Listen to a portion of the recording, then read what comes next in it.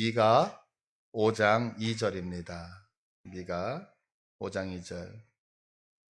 제가 읽습니다. 베들레헴 에브라다야, 너는 유다 족속 중에 작을지라도 이스라엘을 다스릴 자가 내게로 나올 것이라.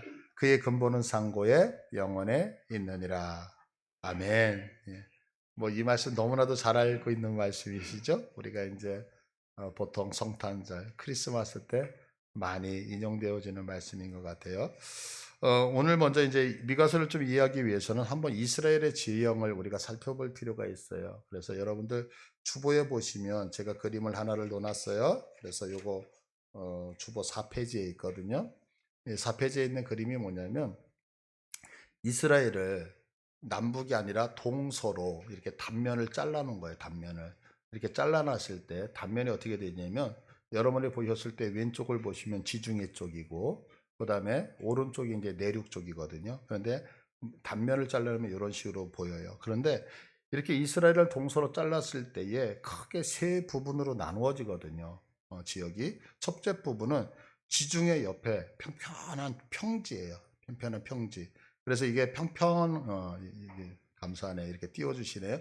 이게 평평하다라고 해서 히브리어로 이거를 샤론 그러거든요. 그래서 여러분의 샤론 평야. 그래서 찬송에도 샤론의 건 예수 이런 찬양이 있잖아요. 그 이제 평평하다라고 하는 이제 평화예요. 그런데 이 지역은 주로 누가 살고 있느냐면 해양 민족이라는 그 블레셋 사람들이 주로 요 평평한 지역에 많이 살게 되어져요. 그리고 이제 높은 산, 고지, 저 고지 있는 데가 어디냐면 예루살렘이거든요. 예루살렘이 상당히 높은 고지에 있어요. 약 한 해발 850m 정도가 될 것 같아요. 제가 생각할 때. 근데 이렇게 높은 곳에 있다 보니까 저쪽은 특별히 길이 없거든요. 그러니까 우리가 등산할 때에 내가 특별히 마음 먹고 날을 잡아서 등산을 하는 거지 뭐 산을 날마다 오르시는 분은 거의 없잖아요. 그거와 같이 저 예루살렘이라고 하는 고지도 마찬가지예요. 특별한 일이 없으면 저곳에 갈 일이 없는 거예요. 그러다 보니까 저곳은 외세의 침입을 잘 받지 않는 곳이에요. 그러다 보면 어때요? 전쟁이 없으니까 치안이 안정되죠. 그러니까 많은 부가 쌓이게 되어지고 부자들은 저곳이 안전하니까 저곳으로 모이게 되어지는 거죠. 그런데 이제 가운데 부분에요.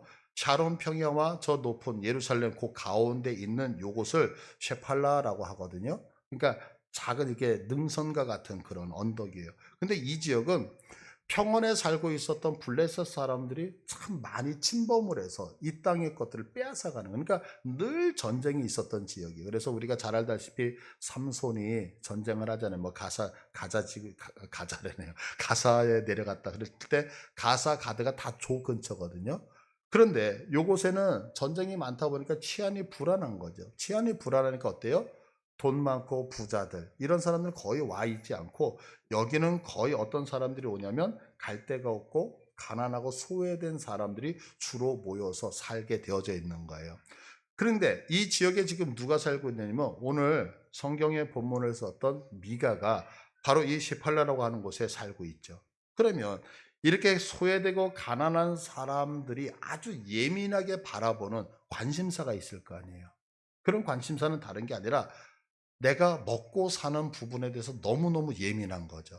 그러다 보니까 사회의 어떤 부정에 대하여서 상당히 다른 사람들보다 훨씬 더 예민할 수밖에 없었던 거예요. 그래서 지금 미가가 세상을 보니까 어? 지금 우리는 너무너무 배고프고 우리는 너무너무 고통스러운데 제사장들이나 판사나 아니면 어떤 선지자들을 보니까 이들이 뇌물을 받고 있는 거예요. 그러면 왜 뇌물을 받는가 자세히 봤더니 누군가 자기에게 뇌물을 갖다 주면 좋은 판결을 해줘요. 죄가 있는데도 불구하고 자기에게 돈을 많이 주면 너 죄 없어. 근데 죄가 없는 사람들도 뇌물을 주지 않으면 너 죄가 있어 라고 하면서 완전히 공의가 다 사라진 것을 보게 되어져요. 그리고 이들이 힘없는 자들을 착취하기 시작을 하는 거예요. 그런데 이렇게 착취를 당하다 보니까 어느 정도 중간 계급의 상인들, 지주들은 어떤 현상들이 생기냐면 가난한 자들의 것을 빼앗아서 자기의 배를 채우죠. 그래서 대표적인 게 뭐냐면 내가 누군가에게 돈을 빌려주고 그 돈에 대해서 고금리를 받아가지고 그 사람 것을 다 내 것으로. 그러다 보니까 어떤 현상이 생기냐면 과부와 고아들이 길거리로 쫓겨나는 그런 현상이 생긴 거예요. 그러면 여기서 끝났느냐? 그렇지 않죠. 저 서민이라고 하는 물건을 파는 상인들은 어떤 식으로 내가 자꾸 돈이 착취당하니까 이 사람들은 저울을 속이는 거예요. 그래서 우리 뭐 요즘도 이슈가 되잖아요. 이렇게 게나 해산물을 살 때 바가지에다 물을 담아 가지고 이렇게 무게를 측정하고 속이고 이런 것처럼 해서 무게 추를 속임을 통해 가지고 서민들의 것을 착취를 하게 돼요. 그러니까 이런 것이 악순환이 되니까 결과론적으로 어디로 흘러가게 되냐면 가난한 사람들의 가정이 다 파괴가 되어지는 거예요. 그러니까 아버지가 어머니가 자녀들을 돌봐야 되는데 너무 가난하니까 어때요? 돌볼 수가 없어. 그래서 내 자녀를 갖다가 파는 거죠. 우리 옛날에 우리나라도 그랬었잖아요. 그죠? 그러니까 가족 관계가 다 해체가 되어지는 이런 거예요. 그러면 이런 부조리를 보면서 미가가 바라보는 거. 왜 이런 부조리가 생겼느냐? 왜 이런 이웃을 해치는 일이 벌어졌느냐? 미가가 봤을 때 그것은 한 가지라고 원인을 판단을 하게 되어져요. 그게 뭐냐면 바로 우상 숭배다라고 보는 거예요. 그러면 이 우상 숭배가 얼마나 심했느냐면 이 미가가 활동하던 이 시대가 아하스 왕 때거든요. 근데 이 아하스 왕 때 이 지금 우상 숭배가 얼마나 심했는지를 보여주는 성경 구절이 있어요. 역대하 28장 24절을 보시면 아하스가 하나님의 전에 기구들을 모아 하나님의 전에 기구들을 부수고 또 여호와의 전 문들을 닫고 예루살렘 구성마다 제단을 쌓고 유다 각 성읍에 산당을 세워 다른 신에게 분향하여. 그러니까 지금 이 시대는 하나님도 섬기고 우상도 섬겼던 시대가 아니에요. 철저하게 우리식으로 하면 교회 문을 다 닫아버린 거예요. 그러니까 어떻게 해요? 지금 예배를 드릴 수 있어요, 없어요? 예배는 전혀 못 드리고 우상만 섬겼던 거예요. 그러니까 얼마나 우상이 지금 판을 치는지 아시겠죠? 그래서 미가 선지자가 오늘 1장 7절에서 이 미가서 1장 7절에서 뭐라고 얘기하냐면 그 새긴 우상들은 다 부서지고 그 음행의 값은 다 불살라지며 내가 그 목상들을 다 깨트리리니 그가 기생의 값으로 모았은즉 그것이 기생의 값으로 돌아가리라.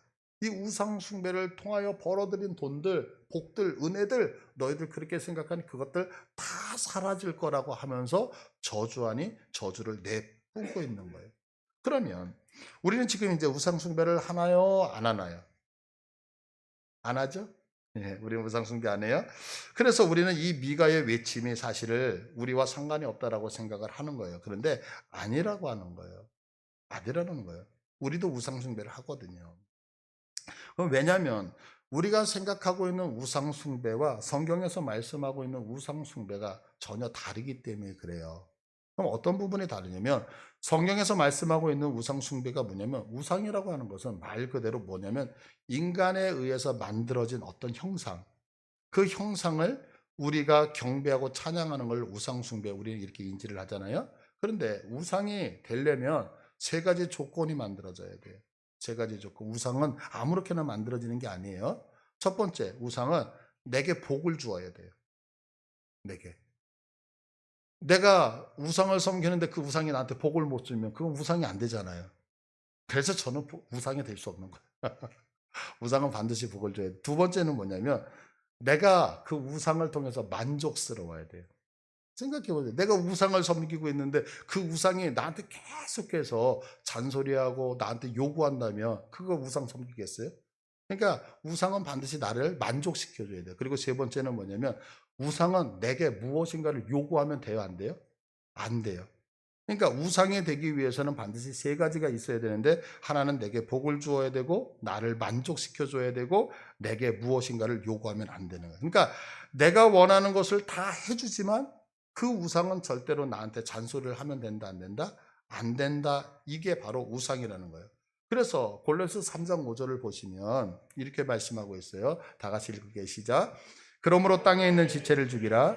음란과 부정과 사욕과 악한 정욕과 탐심이니 탐심은 우상 숭배니라. 아멘. 탐심은 우상 숭배. 그런데 보세요. 요 뒷부분에 보시면 탐심이니 탐심은 우상 숭배니라 이렇게 얘기해요. 탐심이 두 번 나오거든요. 근데 앞에 있는 탐심과 뒤에 있는 탐심이 원어로 보면 전혀 다른 단어예요.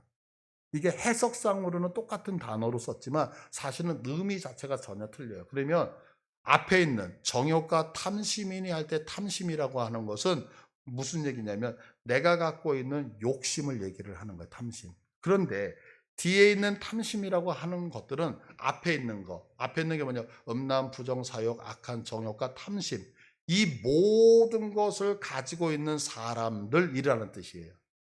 그러니까 우상 숭배는 뭐냐면 이 모든 것들을, 나의 어떤 욕심을 갖고 있는 모든 자들을 뭐라고 한다? 우상 숭배다, 이렇게 얘기를 하고 있는 거죠. 그러니까 결국에 우상 숭배라고 하는 거 자세히 보세요.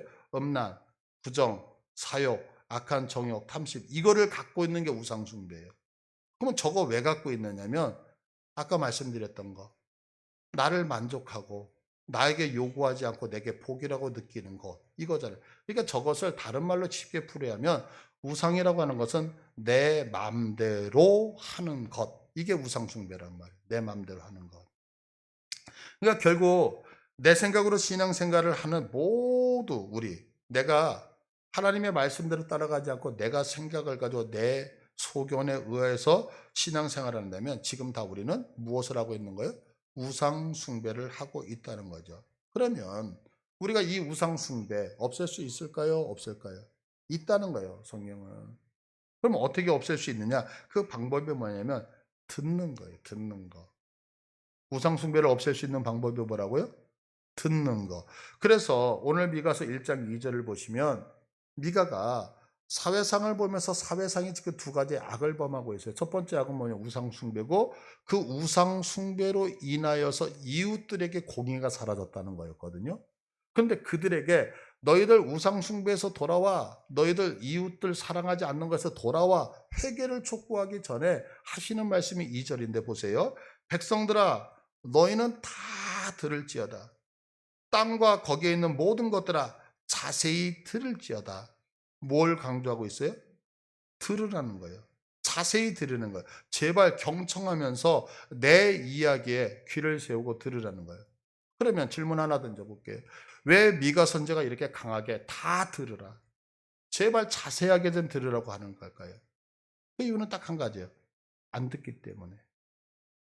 안 듣기 때문에. 그러니까 안 듣는다는 말은 뭐냐면 어디로 연결하면 우상을 만들고 있기 때문에 이렇게 얘기해요. 선지서가 총 몇 권이면 선지서는 총 17권이에요. 근데 이 선지서를 보면 이 선지서를 쓰신 분은, 문서로 남기신 분은 16명이거든요. 그러면 이제 예레미야와 예레미야 애가가 들어가기 때문에 17권의 책은 나오지만 저자는 16명이에요. 그런데 포로 시대, 우리가 이제 포로 시대를 할 때 포로로 끌려갈 때를 얘기하는데, 이렇게 포로로 끌려갔을 때 다니엘과 에스겔이 포로로 끌려가서 편지를 써요.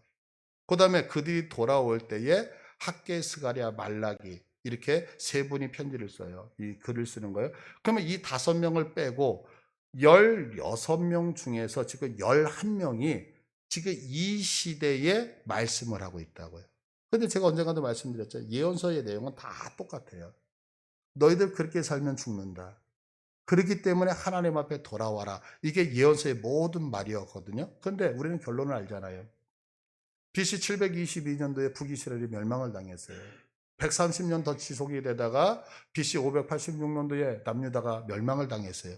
나라가 다 망했단 말이에요. 그러면 들어라 들어라 들어라 라고 그렇게 많은 11명의 선지자가 외쳤음에도 불구하고 북이스라엘이 망하고 남유다가 망하는 이유가 무엇이었느냐는 거예요. 하나였어요. 그 선지자들의 이야기를 들었다 안 들었다? 안 들었기 때문에. 그럼 어느 정도로 안 들었느냐면 유다가 BC 580년대 바벨론에 의해서 망할 때에 그 망하는 현장 속에서 너희들 그렇게 하면 망한다고 눈물로 호소했던 선지자가 있었어요. 그게 예레미야 선지자거든요. 근데 예레미야가 그렇게 망한다고 얘기하면서 뭐라고 얘기하냐면 너희들 애굽 의지하지 마. 하나님은 애굽을 버리셨어. 너희들 바벨론을 의지해야 돼. 왜냐하면 너희들이 너무 죄가 많은데 바벨론에 끌려가서 너희들이 70년 동안 고생을 하면서 너희들을 하나님이 죄악에서 정화시키실 거야. 그리고 너희들이 70년 만에 돌아올 테니까 너희들은 누구를 의지해라? 바벨론을 의지하라고 하나님이 계속해서 예레미야를 통해서 말씀하셔요. 근데 그 말을 듣냐? 안 들어요. 그래서 결국에는 바벨론에서 망했을 때에 바벨론 총리 느부사라단을 죽이고서 이들이 애굽으로 도망을 가는, 애굽으로 도망가서 하는 얘기가 어디에 기록이 되냐면 예레미야 44장 18절이에요. 자, 읽습니다. 우리 다 같이. 우리가 하늘의 여왕에게 분향하고 그 앞에 전제 드리던 것을 패한 후부터는 모든 것이 궁핍하고 칼과 기근의 멸망을 당하였느니라 하며. 무슨 얘기예요? 나라가 망했어요. 망해가지고 지금 애굽에 도망가서 그들이 하는 얘기가 뭐냐면, 우리가 왜 망했는지 알아? 우리가 왜 이렇게 고난당하는지 알아? 우리가 왜 이렇게 고통당하는지 알아? 하늘의 여왕에게 분향하고 그 앞에 전제 드리는 것을 패한 다음에. 무슨 얘기예요? 그들 우상을 숭배하려고 했는데 숭배하지 못하게, 그리고 여호와 하나님만 숭배하라고 하는 너희들 때문에 우리가 망했다라고 하면서 뭐를 해요? 하나님을 철저하게 버려버리고 그 애굽 땅에 가서 우상을 숭배한다고요. 이 정도로 말을 듣지 않는 거예요. 그러니까 결국에는 하나님의 음성을 듣지 않으니까 그것이 다 어디로 연결이 되어지냐면 우상 숭배로 연결이 되더라는 거예요. 우리가 너무나도 잘 알고 있는 성경 중에 잠언 18장 12절 여러분들 아실 거예요. 보시면 사람의 마음의 교만은 멸망의 선방이요 겸손은 존귀의 앞잡이다 그래요. 그러면 여기서 교만이 왜 멸망의 앞잡이가 되고 선봉이 되느냐는 거죠. 교만은 다른 게 아니에요. 교만이라고 하면 우리는 어떤 식으로 생각하냐면 나를 높이는 것 이렇게 생각해요. 근데 성경에서 교만은 그렇게 말씀하고 있잖아요. 교만은 뭐냐면 이야기를 듣지 않는 것을 교만이라고 해요. 교만이 뭐라고요? 듣지 않는 게 교만이에요. 그러면 겸손은 뭐냐? 겸손은 이야기를 듣는 것을 겸손이라고 하는 거예요. 자, 역대하 34장 27절을 봐보세요. 내가 이곳과 그 주민을 가리켜 말한 것을, 하나님이 지금 말씀하시는 거예요. 내가 말한 것을 내가 듣고 마음이 연약하여 하나님 앞 곧 내 앞에서 겸손하여 옷을 찢고 통곡하였다. 자, 겸손은 뭐냐면 주님의 말씀이 들렸기 때문에 겸손한 거예요. 거꾸로 보세요. 역대하 36장 12절을 보시면 그의 하나님 여호와 보시기에 악을 행하고 선지자 예레미야가 여호와의 말씀으로 일러도 그 앞에서 겸손하지 아니하였으며, 하나님의 말씀하셔도 겸손하지 않으니까 그 말을 듣는다 안 듣는다? 안 듣는다. 그러니까 여러분들 여기서 겸손과 교만을 다시 한번 정립하셔야 돼요. 교만이 뭐라고요? 교만은 이야기를 듣지 않는 거예요. 겸손은 이야기를 듣는 거예요. 그래서 창세기 19장 13절을 봐보세요. 왜 패망의 선봉이 교만으로 가는지. 이 말씀은 뭐냐면 소돔과 고모라가 멸망당하잖아요. 그래서 아브라함이 조카를 생각을 했고 하나님께서 조카를 만나서 롯을 만나서 그에게 이 땅을 멸망할 것을 알려주시거든요. 그러니까 롯이 자기와 함께 있었던 가족을 구원하고 싶은 마음에 불일듯 일어났을 거 아니에요. 그래서 자기 두 딸과 결혼한 사위들에게 이야기를 하는 거예요. 그런데 이 사위들이 어떻게 하는지 보세요. 19절에 보니까, 19장 13절에 보니까 그들에 대한 부르짖음이 여호와 앞에 크므로 여호와께서 이곳을 멸하시려고 우리를 보내셨나이다. 우리가 멸하리라. 롯이 나가서 그 딸들과 결혼할 사위들에게 말하여 이르기를 여호와께서 이 성을 멸하실 터이니 너희는 일어나 이 땅에서 떠나라 하되 그의 사위들은 농담으로 여겼더라. 농담으로 여겼다는 말이 뭐냐면 비웃었더라. 비웃었더라. 하나님이 멸망당할 거야 라고 얘기했는데 그 말을 비웃고 듣지 않았어요. 결국에 그들은 다 멸망당했죠. 반면에 잘못했음에도 불구하고 말씀을 들어서 산 사람들이 있어요. 이스라엘 백성들이 광야에 나와서 40년의 생활을 하면서 계속해서 만나를 먹거든요. 그러니까 너무 지겨웠던 것 같아요. 그래서 하나님 앞에 불평불만을 하는 거예요. 아유, 이렇게 진짜 맛없는 것만 주실 거예요? 불평불만을 하니까 불뱀이 나와가지고 그 불평불만하는 사람을 물어서 죽이기 시작을 해요. 그때에 하나님께서 모세를 통해서 말씀하시는데 그 말씀이 민수기 21장 8절이죠. 여호와께서 모세에게 이르시되 불뱀을 만들어 장대 위에 매달아라. 물린 자마다 그것을 보면 살리라. 모세가 놋뱀을 만들어 장대 위에 다니 뱀에게 물린 자가 놋뱀을 쳐다본즉 모두 살더라. 자, 분명히 얘기했을 거 아니에요. 사람이 죽어갈 때 놋뱀을 만들면 모세가 저거 쳐다보면 산다 웃기고 있네. 다 죽은 거예요. 그러나 저거 쳐다보면 산다? 그 말을 듣고 쳐다본 사람 살았다 죽었다? 살았더라. 여러분들 예수 그리스도를 믿으면 구원받으심을 믿습니까? 그래서 여러분들 이 자리에 나오셨잖아요, 듣고. 그러나 예수 믿고 구원받는다고 아무리 얘기해도 웃기고 있네. 아직 세상에서 안 들어오신 분들 있잖아요. 왜요? 안 듣기 때문에. 그러니까 결국에 듣지 않은 것이 무엇이냐면 안 들은 것으로 끝나는 게 아니라 안 들은 것이 교만이 되고 교만이 되어졌기 때문에 패망의 선봉이 되어진다는 거예요. 그러니까 듣는 것은 너무나도 중요하죠. 왜냐하면 듣는 것이 뭐냐면 겸손이기 때문에 그래요. 겸손.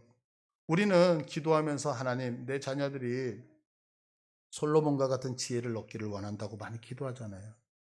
근데 사실은 저는 이렇게 생각해요.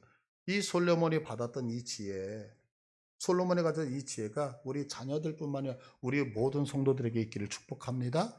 왜냐하면 솔로몬의 지혜가 뭐냐면 열왕기상 3장 9절을 봐보세요. 누가 주의 이 많은 백성을 재판할 수 있사오리까 듣는 마음을 종에게 주사. 솔로몬이 지혜가 있다 그러잖아요. 그러면 솔로몬이 받았던 지혜가 뭐냐면 듣는 마음을 종에게 주사. 듣는 지혜, 듣는 지혜, 듣는 지혜. 우리가 인생을 살다 보면 얼마나 우리들에게 수많은 소리가 들려와요. 우리 부모님이 내가 자라올 때 너는 이렇게 해야 된다, 저렇게 된다. 우리에게 말씀을 얼마나 많이 하셨어요. 그런데 그 말씀을 가슴에 담았던 자와 그 말씀을 잔소리로 듣고 흘려보냈던 자. 우리가 신앙생활하면서 얼마나 목회자들의 설교가 여러분에게 많이 들려졌어요. 근데 그 말씀을 하나님의 음성으로 들었던 자와 그것을 농담으로 들었던 자, 완전히 차이가 있다는 거죠. 그러니까 지혜는 다른 지혜가 아니에요. 듣는 지혜거든요. 이 듣는 지혜, 이 여기서 듣다라고 하는 이 단어가 아까 미가가 얘기했던 샤마, 들어라 제발, 주위에서 들어라 샤마, 이 얘기거든요. 여러분들에게 이 듣는 은혜가 있기를 축복합니다. 그러면 여러분들 생각해 보세요. 하나님의 말씀을 왜 그러면 들어야 되는 걸 아는데 안 듣느냐는 거예요. 왜 안 들을까요? 그런 오해가 있기 때문에 한 가지 우리가 잘못 생각하고 있어서 그래요. 죄송해요. 제가 이제 뭐 이렇게 유식하지도 않지만 뭐 이렇게 막 영어를 쓰고 이러는 부분이 조금 그렇지만 요거 설명을 하기 위해서는 영어 단어를 좀 가지고 들어올게요. 영어에서 이렇게 우리가 듣다 그럴 때 표현을 할 때 두 가지 단어를 써요. 영어에서는요. 듣다. 하나는 listen이라고 하는 단어하고 하나는 hear라고 하는 단어를 쓰거든요. 근데 이 단어가 약간 차이가 있어요. 그게 뭐냐면 listen이라고 하는 단어는 뭐냐면 소리를 집중해서 들어서 그 소리가 내고 있는 의도를 파악하는 것. 이것을 listen이라고 해요. 그러나 hear라고 하는 소리는 의미에 초점이 맞춰지게 하는 게 소리에 맞춰져 있어요. 소리에. 그래서 이것을 풀이하면 여러분 지금 제가 설교하고 있는데 제 설교 이해가 되세요? 이렇게 할 때는 listen이에요. 아, 마이크 테스팅. 여러분 제 지금 마이크 소리 잘 들리나요? 이거는 hear예요. 의미가 전혀 틀리죠. 하나는 말한 것을 파악을 하여서 그 파악한 의도를 캐치하는 것이 리슨이고 하나는 아 마이크 테스팅 여러분 소리 괜찮죠? 들리죠? 그래서 소리를 듣는 것은 지금 히어라고 하는 단어를 쓰는 거예요. 그러면 성경에서 아까 이야기했던 샤마 들으라 라고 하는 의미는 여러분 지금 마이크 소리 잘 들리나요? 이 얘기가 아니에요. 성경에서 말씀하고 있는 들으라라고 하는 것은 그 의미를 잘 파악하여 내 것으로 만들어라라고 하는 얘기거든요. 근데 우리는 소리가 들렸어요. 여러분 지금 제 설교 소리 다 들리시죠? 이것을 설교를 들었다라고 생각하면 큰일 나는 거예요. 그러면 언제 하냐면 이따가 우리가 점심 먹고 나서 오후 시간에 각 구역별로 말씀 들은 걸 나눔하잖아요. 그때 나눔할 때, 아, 오늘 목사님 말씀이 이런 의도였어. 이렇게 말씀하셨었지? 라고 이야기를 하면 여러분이 들으신 거예요. 리슨하신 거예요. 그러나, 아, 좋은 얘기였어. 음량 좋았어. 이러면 이거는 여러분 희어예요. 이건 들은 얘기가 아니에요. 들은 게 아니란 말이에요. 그러니까 왜 우리가 하나님의 말씀을 들었다라고 착각하냐면, 리슨이라는 단어와 히어라는 단어를 구분하지 않기 때문에 그래요. 지금 소리를 들은 것을 들었다라고 얘기하면 큰일 나시는 거예요. 성경은 그게 아니라 지금 이 강단에서 나오는 하나님의 말씀이 여러분들의 이해가 되시고 여러분의 생각이 지금 그것이 납득되셔야 되는, 이걸 들었다라고 하는 거예요. 여러분들 이해되십니까? 그러니까 우리가 꼭 알아야 되는 거. 왜 하나님의 말씀을 듣고 그 말씀을 온전하게 이해하지 못하면 어디로 가게 되냐면 결국에는 다 우상이 만들어지게 되어져 있는 거예요. 그러나 거꾸로 내가 하나님의 말씀을 듣고 그 말씀을 제대로 이해하게 되면 우리의 삶에는 우상이 생긴다, 안 생긴다? 안 생긴다. 이것을 갈라디아 성경은 이렇게 설명하고 있어요. 어떻게 표현을 하고 있느냐면 갈라디아서 5장 16절에 보세요. 내가 이르노니 너희는 성령을 따라 행하라. 그리하면 육체의 소욕을 이루지 아니하리라. 육체의 소욕은 성령을 거스르고 성령은 육체를 거스르니 이 둘이 서로 대적함으로 너희가 원하는 것을 하지 못하게 하려 합니다. 너희가 만일 성령의 인도하시는 바가 되면 율법 아래 있지 아니하리라. 육체의 일은 분명한데 곧 음행과 더러운 것과 호색과 우상숭배, 주술과 원수 맺는 것, 분쟁과 시기와 분냄과 당짓는 것과 분열함과 이단과 투기와 술 취함과 방탕함과 또 그와 같은 것들이라. 전에 너에게 경계한 것 같이 경계하노니 이런 일을 하는 자들은 하나님의 나라를 유업으로 받지 못할 것이고 오직 성령의 열매는 사랑과 희락과 화평과 오래 참과 자비와 양선과 충성과 온유와 절제니 이 같은 것을 금지할 법이 없다. 정리하면 우상 숭배라고 하는 것은 단순하게 어떤 우상을 만들어서 섬기는 뿐만이 아니라 내 안에 가지고 있는 모든 탐심이 다 뭐가 된다고요? 우상 숭배가 된다. 그러니까 이 우상 숭배를 결국에 없앨 수 있는 방법은 하나예요. 내 안에서 말씀하시는 성령 하나님의 음성을 들을 때에 우상 숭배는 사라져요. 그러나 하나님이 여전히 말씀하고 있음에도 불구하고 그 말씀을 거부하고 듣지 아니하면 나에게는 무엇이 생겨요? 조금 전에 갈라디아에서 말씀드렸던 것처럼 육신의 소욕을 따라가는데 그 육신의 소욕이 뭐다? 다 우상 숭배다 이러는 거예요. 그러니까 여러분들, 우리가 지금 여러분들의 하나님 성령 음성을 듣고 사십니까? 예, 그러면 여러분 우상 숭배를 안 하시죠. 그러나 하나님의 음성을 무시하고 내 육신의 소욕을 따라 생활한다면 우리도 동일하게 우상 숭배를 하고 있다는 거예요. 그래서 여러분들 원합니다. 성령 하나님 앞에 귀를 기울일 수 있는 귀가 있기를 축복합니다. 네. 근데 이제 계속해서 미가는 이 우상 숭배의 근원을 말씀해요. 어떻게 얘기하냐면 1장 5절을 보시면, 미가서 1장 5절을 보시면 이는 다 야곱의 허물로 말미암으며 이스라엘 족속의 죄로 말미암음이요 야곱의 허물이 무엇이냐? 사마리아가 아니냐? 유다의 산당이 무엇이냐? 예루살렘이 아니냐? 이게 무슨 말이냐면 죄가 어떻게 흘러가는지에 대해서 지금 말하고 있는 거예요. 자, 보통 물이라고 하는 것은 물은 높은 곳에서 낮은 곳으로 흘러가죠. 그러면 죄는 어떻게 흘러가냐면 죄도 사람이 많은 곳에서 사람이 적은 곳으로 흘러가요. 또한 죄라고 하는 것은 문화 수준이 높은 곳에서 문화 수준이 낮은 곳으로 흘러가요. 또 죄라고 하는 것은 도시에서 시골로 흘러가요. 자, 그렇다고 한다면 한번 봐보세요. 북이스라엘과 남유다를 비교를 하면 북이스라엘은 10개 지파잖아요. 남유다는 2개 지파죠. 그럼 어디가 훨씬 더 커요, 규모가? 북이스라엘. 그러면 죄는 북이스라엘에서 남유다 쪽으로 흘러가게 되죠. 그 다음에 지금 수도와 시골을 따졌을 때에 예루살렘이 수도잖아요. 그리고 지금 미가냐 모가렛이라고 하는 곳은 아까 18렙, 지금 지방이잖아요. 그러면 수도에서 지방으로 흘러간다라고 하는 것을 말씀하고 있는 거예요. 혹시 여러분들 중에 이런 책 제목을 들어보셨거나 아니면 보신 분이 계신가요? 그 가게에 흐르는 저주를 끊어라. 아, 거의 뭐 읽으신 건가요? 가게에 흐르는 저주를 끊어라.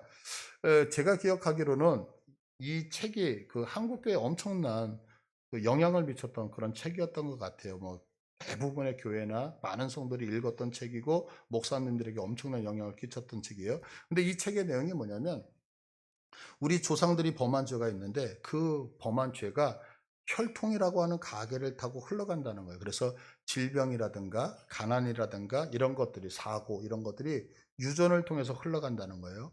그래서 그 가계로부터 전해지는 이 모든 저주들을 예수님의 능력으로 끊어내야 된다는 거예요. 이게 맞는 것 같아요. 그런데 여기에는 큰 오류가 있었어요. 어떤 오류가 있느냐면 예수 그리스도의 십자가 사역의 완전성을 부인하는 거였거든요. 생각해 보세요.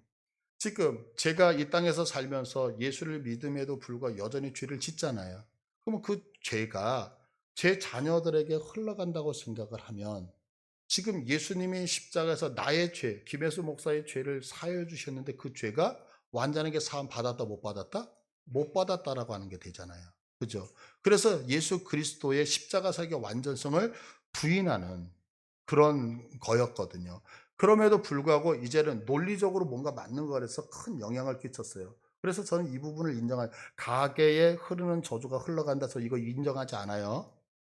여러분도 그렇게 생각하시면 안 되는 거고요. 이거 믿으시죠? 정말 믿으세요? 다시 한번 확인하고 가야지. 부모의 죄가 자녀에게 흘러가는 거 아니에요. 우리 조상들의 죄가 우리에게 흘러오는 거 아니에요. 내가 지은 죄예요. 내가 지은 죄. 이해되시겠어요? 대답이. 내가 지은 죄 때문에 죽는 거지 부모님이 지은 죄 때문에 아니에요. 조상의 죄가 아니란 말이에요. 이해되시죠? 그런데 저는 이 부분을 인정하지 않아요. 그러나 이 책에서 건드리고 싶어하는 부분에 대해서는 이해를 하고 공감을 해요. 그게 뭐냐면 이 책의 저자가 하고 싶어하는 얘기는 이거예요. 알코올 중독자의 가정을 보니까 알코올 중독자 가정에서 알코올 중독자가 많이 나오더라는 거예요. 또한 질병이 있는 가정을 보니까 그 질병을 갖고 있는 집안에서 그 질병이 많이 나오더라는 거예요. 그러면 생각해 보세요. 왜 이 현상이 나오냐면 그것은 가계에 흐르는 저주 때문이 아니라 우리 인간은 어떤 존재냐면 관찰 학습을 통하여 모방을 하는 사람들이거든요. 그러면 이게 무슨 얘기예요? 우리는 어떻게 인생을 사냐면 쳐다봐요. 누군가를 이렇게 쳐다보는 거예요. 그래서 아우 저 사람이 저렇게 하네 나도 저렇게 해볼까? 그래서 우리가 좋아하는 사람이 있는데 그 사람이 어떤 옷을 입어요. 어느 날 보니까 배꼽 보이는 거 나도 배꼽을 한번 보일까? 그래서 그 옷을 입고 모두가 입은 그걸 유행이다라고 얘기를 하는 거거든요. 가계의 저주가 흘러서 그게 하는 게 아니라 우리는 관찰하고 있다가 그것을 내 것으로 만들어서 모방하는 심리가 우리에게 있기 때문에 그래서 여러분들 보시면 자녀들은 부모님이 하는 그대로 하죠. 집에서 여러분들이 이렇게 소파에 가서 딱 앉는 자세 보면 애가 그 모습으로 딱 있잖아요. 그거 왜 그러면 늘 아빠 엄마가 하는 그 자세를 보고서 그 자세대로 하기 때문에 그렇다는 거죠. 결국엔 뭐예요?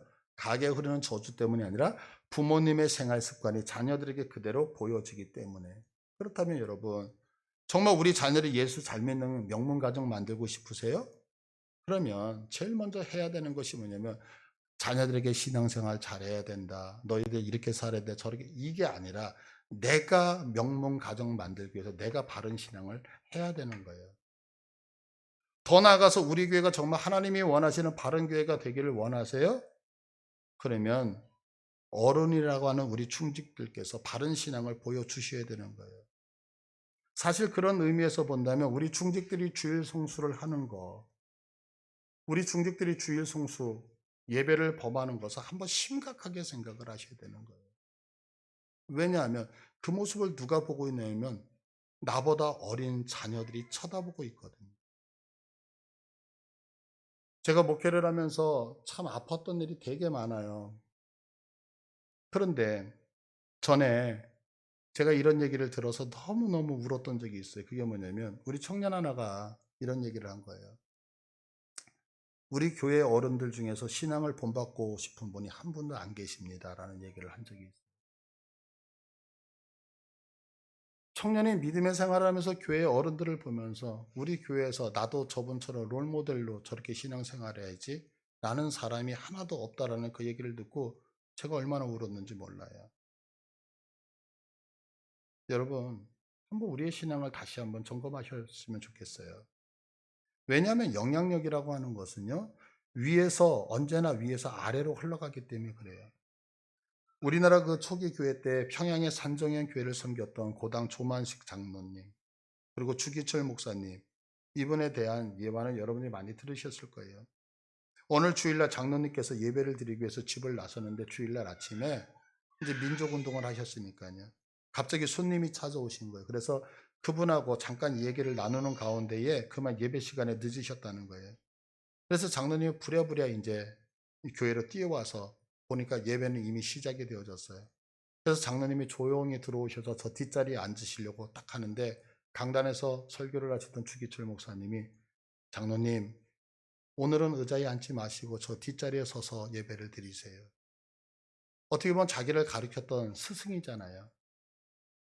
근데 그 얘기를 듣고서 얼마나 불쾌할 수 있어요. 그럼에도 불구하고 목사님이 그렇게 말씀하시니까 조만식 장로님이 저 뒷자리에서 서서 1시간의 예배를 다 마친 거예요. 그 예배가 끝난 다음에 목사님이 장로님께 나오셔서 장로님 기도해 주세요. 그러니까 장로님의 금요날 울면서 기도했다는 이야기가 있어요. 근데 이렇게 기도하셨다 그래요. 하나님, 이 죄인의 잘못을 용서해 주옵소서. 이 죄인이 애국 운동을 한답시고 사람을 만나다가 하나님을 만나는 예배 시간에 늦었습니다. 목사님께서 얼마나 마음 아프셨으면 설교 도중에 이토록 저를 책망하셨겠습니까? 또한 은혜로운 설교를 듣는 교인들이 저로 인하여 그 은혜를 받지 못하고 제가 예배를 방해하였습니다. 이 죄인을 용서해 주옵소서라면서 울면서 기도하셨다는 거예요.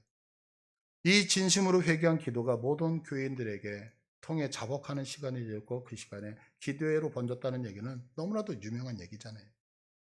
결국 우리 청년들의 잘못은 우리 성도님들의 잘못이에요. 우리 성도들의 잘못은 사실 우리 집사님, 권사님들의 잘못이에요. 우리 집사님, 권사님들의 잘못은요, 사실 우리 장로님들의 잘못이고요. 결국 이 교회, 모든 교회의 잘못은 여기 서 있는 목사의 잘못이고요. 그래서 교회 문제는 그 누구의 문제도 아닌 바로 내 자신의 문제가 되어지는 거예요. 내 가정의 문제는 그 누구의 문제도 아닌 부모인 나의 잘못 때문에 이루어진 거예요.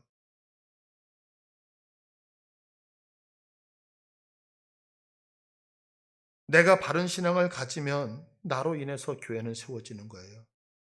내가 바른 신앙을 갖잖아요. 그러면 나로 인해서 교회는 세워지는 거예요. 내가 하나님 앞에서 바른 신앙을 가지면 나로 인해서 세상은 빛이 되어지는 거예요. 때문에 여러분 부탁드립니다. 누구의 탓이 아니라 우리 모두가 하나님 앞에서 바른 신앙 갖기를 축복합니다. 근데 한 가지 여기서 이제 의문이 생기지 않으세요? 하나님께서는 너희들 우상 숭배하면 안 되고 내게 오라고 말씀을 그렇게 하셔요. 근데 왜 이스라엘 백성들은 그렇게 하나님이 그렇게 많이 얘기하는데 안 듣느냐는 거예요. 답답하지 않아요? 우리 같으면 들을 것 같잖아요. 그런데 안 들어요. 안 들어요. 그러면 도대체 그 안 듣는 이유가 뭐냐? 한 가지 때문에 그래요. 그게 뭐냐면 이 땅에 속한 것이 전부라고 생각하기 때문에 그런 거예요. 이 땅에 묘에 가면 묘비가 있잖아요. 묘비. 근데 우리나라의 묘비를 보면 뭐 고 누구누구 이 묘 이렇게 돼 있고 뒤에 태어나서 죽으셨었던 예 연대 그리고 자녀들의 이름밖에 없어요. 그런데 저기 뭐야 그 어디죠? 노량진인가 거기 그 있어요. 뭐 순교자 뭔가요? 뭐 있죠? 거기에 가서 뭔가를 보면 묘비명에 항상 글씨가 써 있어요. 그분의 어떤 좌우명 같은 게. 어떤 분이 그 묘 앞에 서서 묘비에 글을 읽는데 이렇게 써 있었다 그래요. 나도 전에는 당신처럼 그 자리에 서 있었어. 그러니까 그걸 딱 보는 순간에 웃음이 뻥 터진 거. 나도 언젠가 그 자리에 서 있었어. 그래서 그 다음 줄을 읽는 거예요. 나도 전에는 당신처럼 그곳에 서서 그렇게 웃고 있었어. 어이, 여기까지 읽고 나니까 조금 뭔가 이상한 거예요. 뭔가 메시지가 있을 것 같잖아요. 그래서 세 번째 줄을 딱 읽었더니 그 세 번째 줄이 이렇게 있더래요. 이제 당신도 나처럼 죽을 준비를 하시오. 나도 전에는 당신처럼 그 자리에 서 있었어. 나도 전에는 당신처럼 그곳에서 웃고 있었어. 이제 당신도 나처럼 죽을 준비를 하시오. 여러분 야고보 선지자 야고보서 4장 13절에 보면 14절에 보면요. 예. 들으라 너희 중에 말하기를 오늘이나 내일이나 우리가 어떤 도시에 가서 거기서 1년을 머물며 장사하여 이익을 보리라는 자들아. 내가 인생이 많이 남았다고 생각하면서 뭔가를 하려고 하는 자들, 내일 일을 너희가 알지 못하는도다. 너희 생명이 뭐냐? 너희는 잠깐 보이다가 없어지는 안개니라.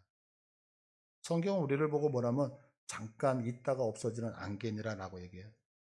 우리는 자꾸 이 사실을 잊어버리는 거죠. 분명히 우리는 다 이야기해요. 언젠가는 내가 죽음을 맞이한다는 얘기를 해요. 그런데 언제 죽느냐고 하면 우리는 몇십 년, 몇백 년 뒤에 죽을 것처럼 자신한다는 거죠. 그러다 보니까 우리의 관심이 자꾸 어디에 있느냐면 이 땅에 집중이 되어진다는 거예요. 스웨덴에서는 데스클링이라고 하는 문화가 있다 그래요. 이 데스클링이 뭐냐면 죽기 전에 내가 이제 죽는다면, 내일 내가 죽는다면 이렇게 가정을 하고 앞으로 사용할 것 같지 않은 물건들을 미리 버리거나 나누어 주는 행위를 데스클링이라고 한다는 거예요. 그러니까 우리나라에서는 아주 오래전에 그 내가 내일 죽는다면 이런 제목으로 요 책이 출간이 되어졌던 걸로 제가 기억을 해요. 그런데 한번 생각해 보세요. 우리가 지금 살아온 삶들을 한번 데스클링 해보자고요. 내가 그토록 사랑했던 가족 내려놓으셔야 돼요. 내가 그렇게 얻기 위해서 달려왔던 일 내려놓으셔야 된다고. 내가 만약에 이 예배가 마지막 예배가 돼서 이 문을 나가는 순간 하나님의 나를 부르신다라고 한다면 여러분이 갖고 있는 모든 것 지금 다 하나하나 내려놓으셔야 된다. 자, 이것도 내려놔야 되고요. 저것도 내려놔야 되고요. 다 내려놓다 보면 남는 건 하나밖에 없더라는 거죠. 뭐만 남냐면 나를 하나님이 부르셨을 때 그 하나님 앞에 가서 만나야 될 그 예수.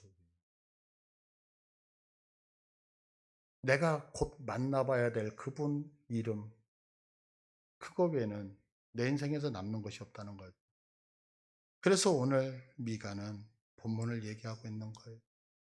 어렵고 힘들고 부조리가 오는데 이 모든 거 소망이 없단다. 그러나 한 가지. 오늘 본문 베들레헴 에브라다야 너는 유다족 속에 작을지라도 이스라엘을 다스릴 자가 내게서 내게로 나올 것이라. 그의 근본은 상고에 영원에 있느니라. 고통당하는 이들에게 메시아 예수의 탄생을 말씀하시면서 이 예수 외에는 소망이 없더라 라고 하는 것이 미가 선지자의 음성인 거예요. 여러분 부탁드려요. 이 땅에서 가난하게 살라 아프게 살라가 아니라 가장 귀한 건 예수라는 거 잊지 마시고 그 예수 포기하지 않으시고 부여잡으시기를 축복합니다. 우리 이 시간에 기도하기를 원합니다.